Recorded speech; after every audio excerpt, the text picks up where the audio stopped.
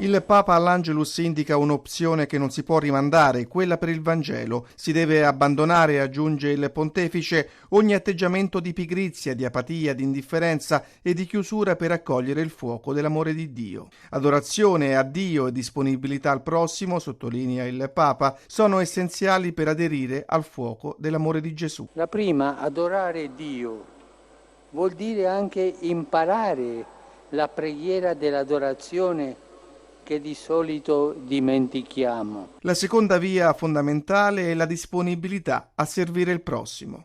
Per vivere secondo lo spirito del Vangelo occorre che di fronte ai sempre nuovi bisogni che si profilano nel mondo ci siano discepoli di Cristo che sappiano rispondere con nuove iniziative di carità.